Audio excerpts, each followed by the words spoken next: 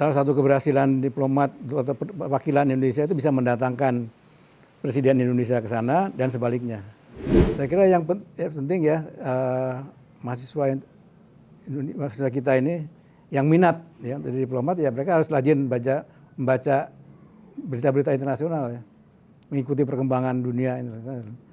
Kalau di diplomat kan ada gajinya dolar kita kan ya. Kalau negara setempat nilai mata uangnya lebih kuat dari dolar, gajinya berkurang.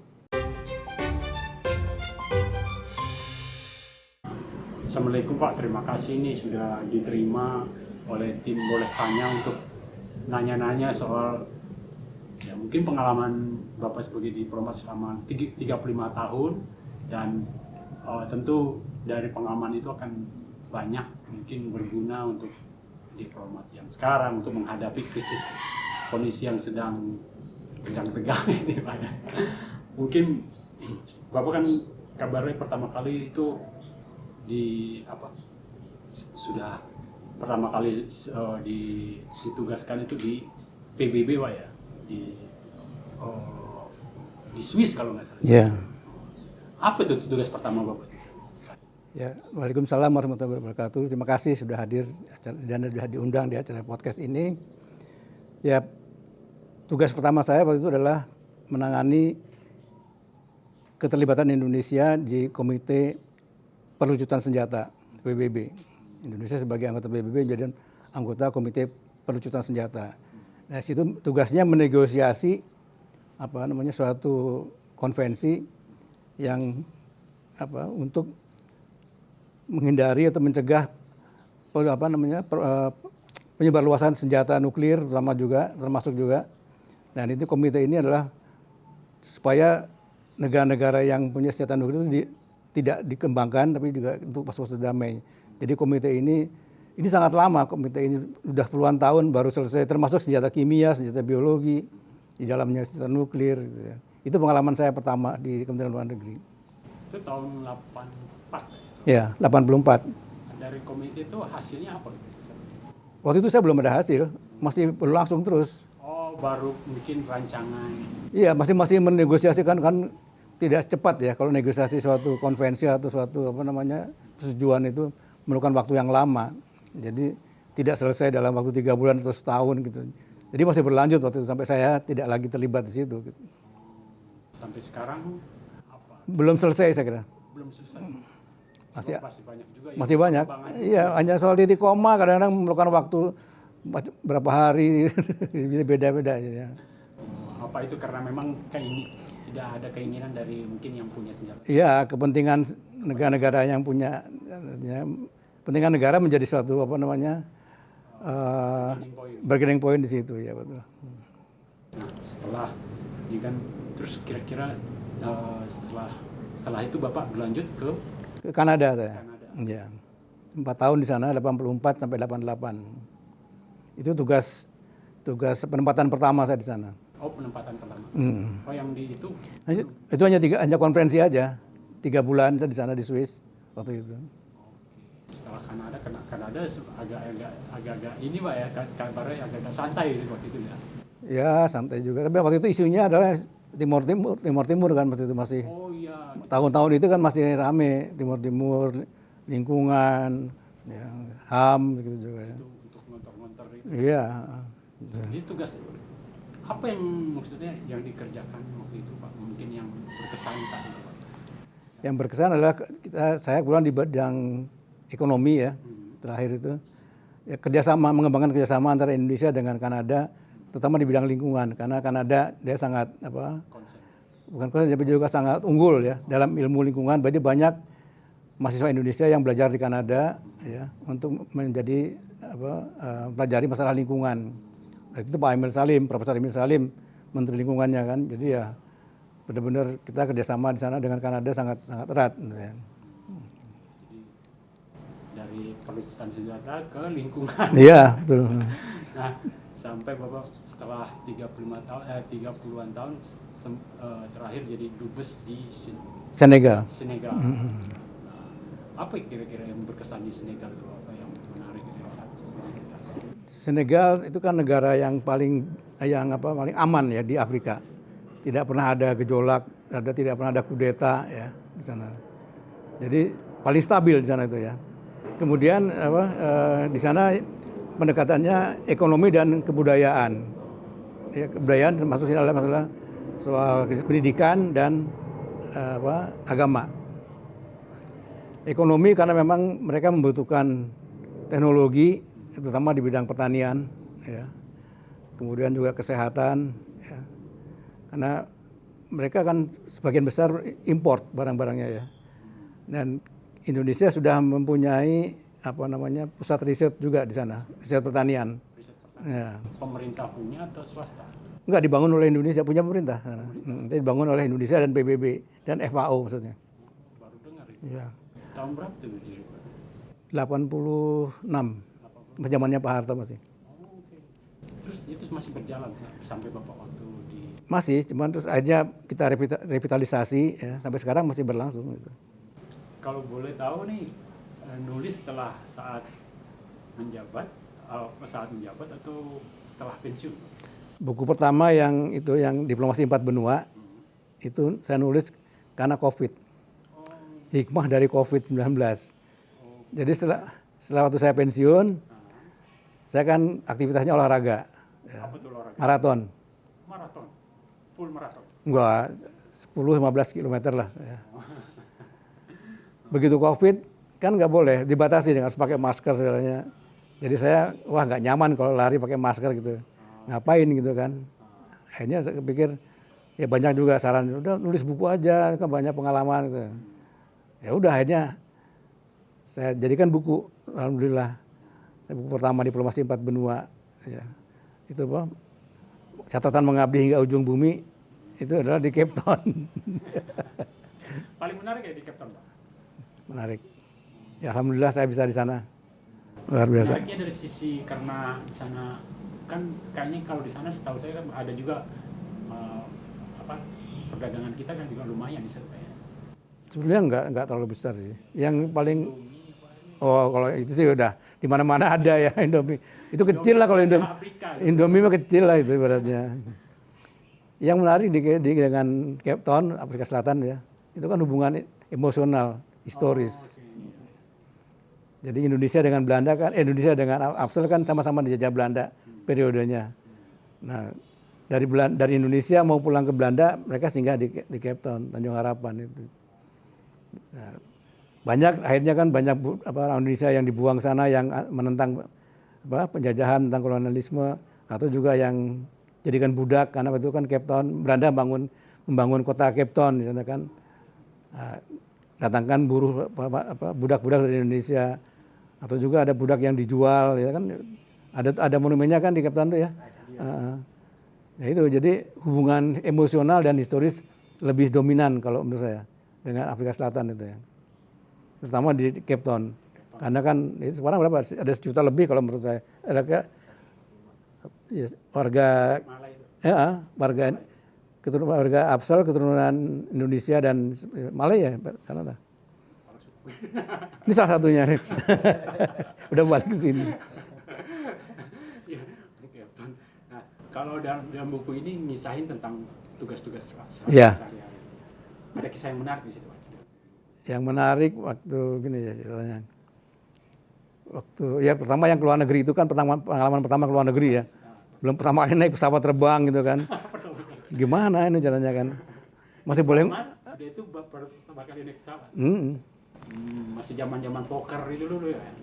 Iyalah belum ada. Ya ada jet sih. Enggak sih ya. Saya naik apa itu ya? Swiss Air dulu gitu. Tapi yang menarik berikutnya adalah waktu saya di Kanada itu ya. Ada kunjungan Menteri Emil Salim tadi itu. Nginepnya di Wisma. Saya kan paling cecere di situ kan dengan protokol. Harusnya ada Pak Emil itu ada acara dadakan ya dengan universitas. Harusnya yang nganterin itu supirnya dubes karena dia tinggal di Wisma kan. Supirnya dubes lagi tanggung. Saya udah di situ. Pak dubesnya Pak Hasim Jalal tuh udah. Pak Hasim Jalal. Kamu aja yang nyupirin Pak Emil Salim.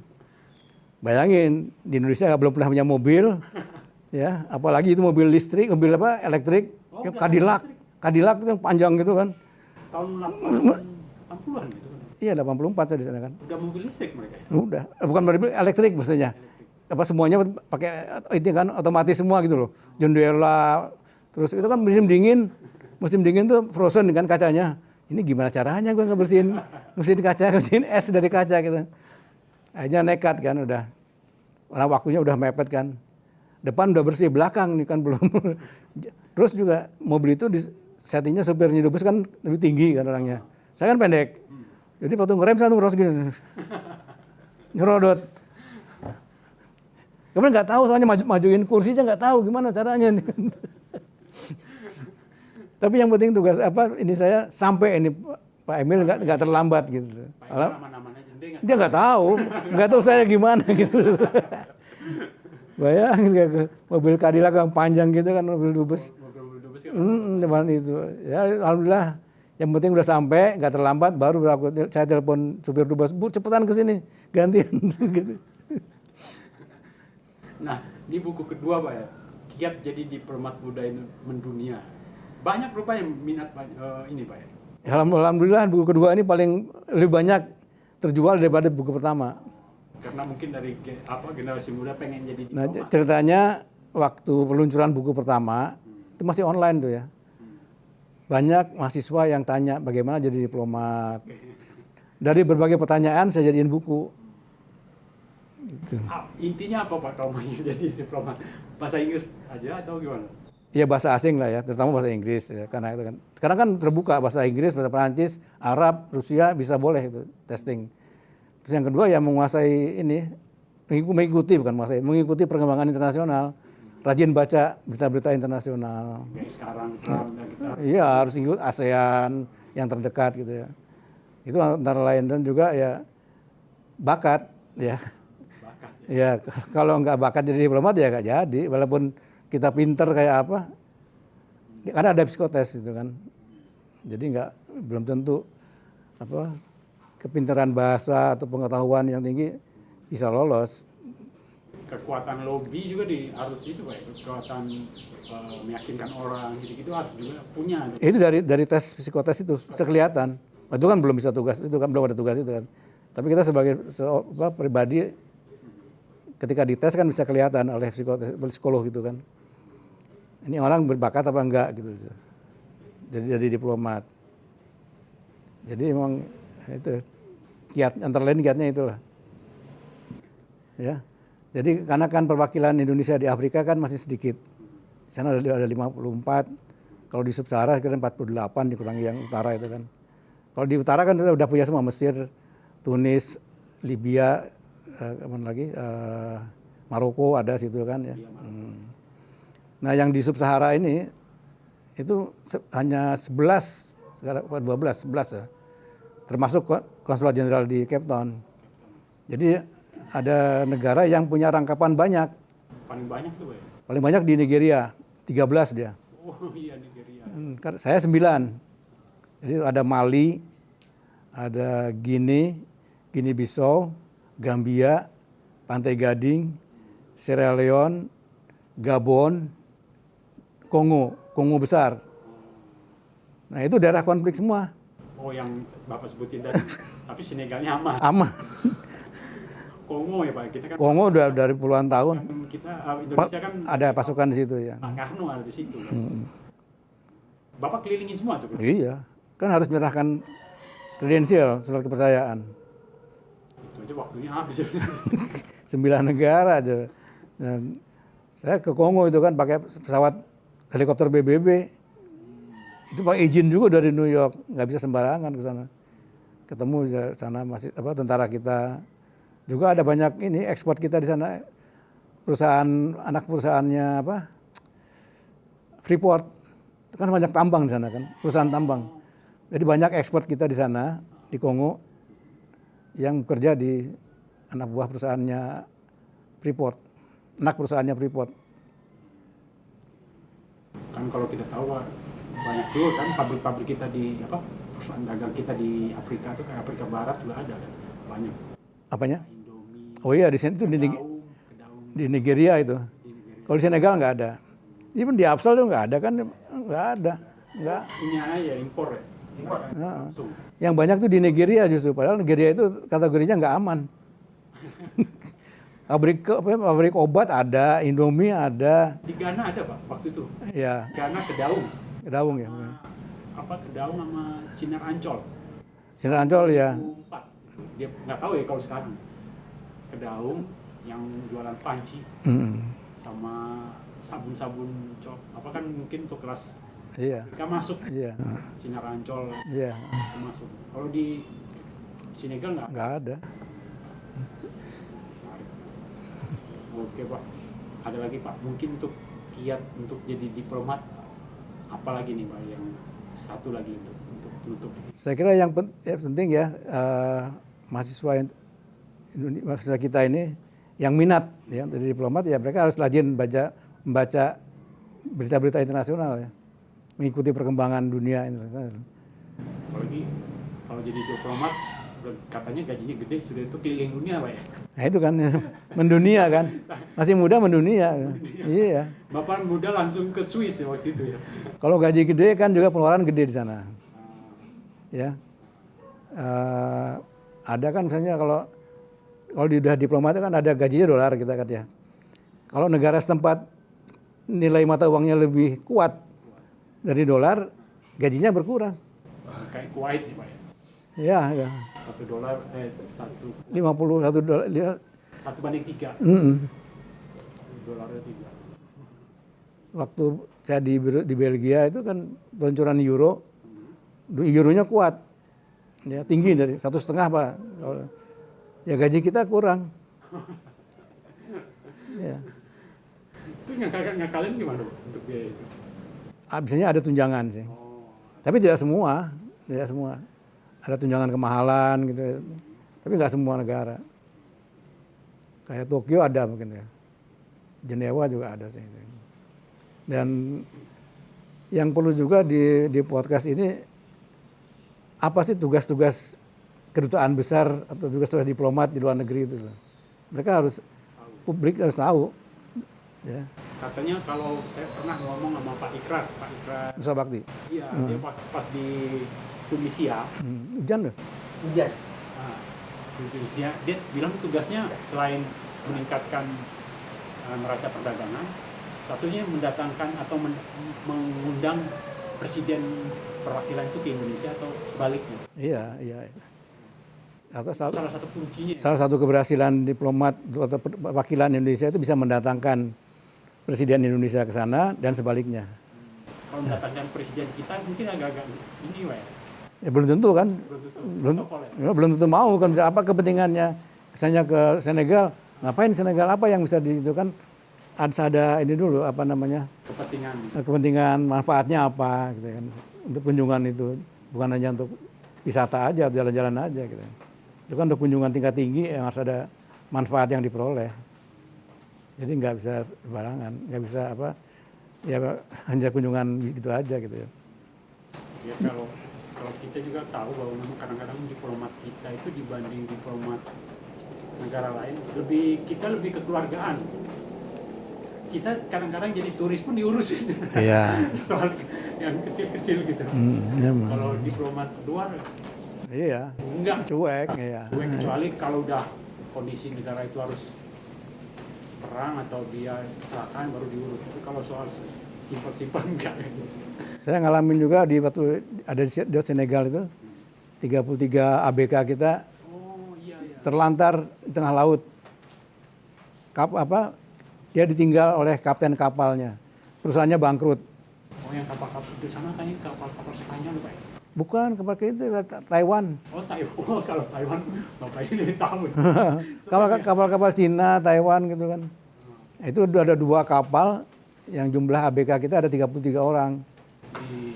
Di Pantai Gading. Ya. Itu ditinggal di tengah laut. Emang ada bahan makanan gitu ya, tapi nggak ada apa untuk masak gitu ya. Akhirnya dan karena jauh kan dari Senegal ke Pantai Gading itu 2 jam terbang ke sana. Ya, jadi KBRI baru tahu itu 2 bulan lebih lah baru tahu, dikabarin ada mereka bisa lari, 1 orang ABK kita lapor, terus kontak ada orang Indonesia di sana, dia kontak KBRI, baru kita datang ke sana. Jadi itu nah, kita berunding dengan itu kan. Sana udah nggak ada perwakilan, nggak ada kantor perusahaan itu kan, adanya perwakilan, berunding. Yang penting saya mereka harus pulang. ABK ini harus pulang, gaji belum dibayar. Yang penting buat saya mereka pulang jangan sampai terlantar di negara orang. Gitu. Alhamdulillah di kapal itu ada ikan, habis tangkepan. Nah mereka kan nggak punya duit, perusahaannya nggak punya duit bayar tiket, dijual tuh ikan, jual untuk beli tiket. Cukup. Nah gaji dibayar separuh. Pakai jual ikan itu, ikan tuna ya? Macam-macam. Akhirnya alhamdulillah mereka pulang dua tahap lah, sebagian. Tadinya ada yang udah nekat mau dibakar kapalnya, jangan kamu udah bikin masalah itu nanti. Yang penting kamu pulang dulu clear.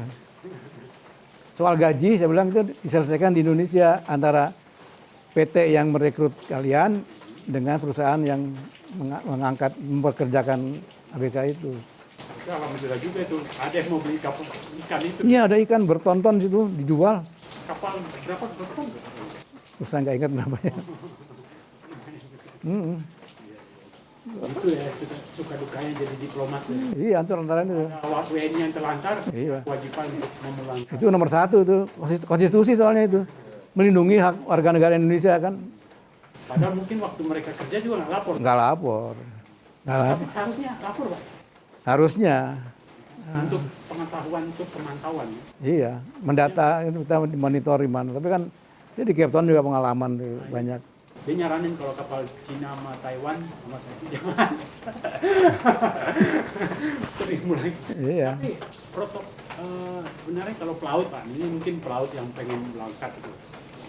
Yang punya kewajiban melapor ke perwakilan Indonesia itu siapa? PT yang di sini. Bukan ABK-nya. Tapi itu diindahkan atau dicuekin? Dicuekin. Dan mereka itu bukan pelaut loh.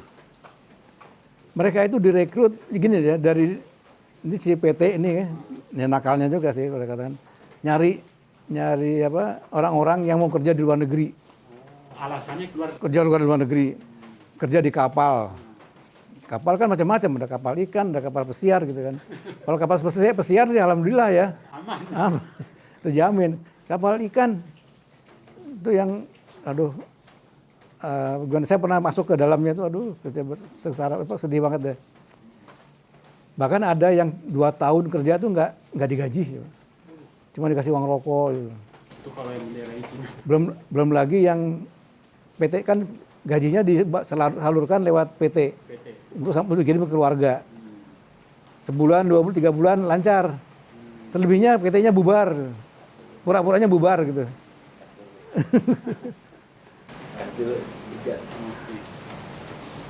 Oke Pak, menarik banget nih pengalaman Bapak, mungkin sangat bermanfaat bagi diplomat kita, di negara, dan terus juga tadi kiat-kiat jadi mungkin yang fresh graduate mau jadi diplomat sama pelaut kita yang mau jadi keluar. Penting ya lapor dulu Pak. Itu banyak dibohongin sama PT-nya. Sama yang kemarin tuh yang di Kamboja itu kan. Iya itu lagi. Itu kan alasannya apa, maksudnya izinnya beda kan. Ya kerja di luar negeri, punya online, jadi macam-macam lah. Iya. Oke, terima kasih banyak Pak. Sama-sama diundang. Bermanfaat nih ilmu yang Bapak berikan. Insya Allah bermanfaat. Pengunjung boleh tanya.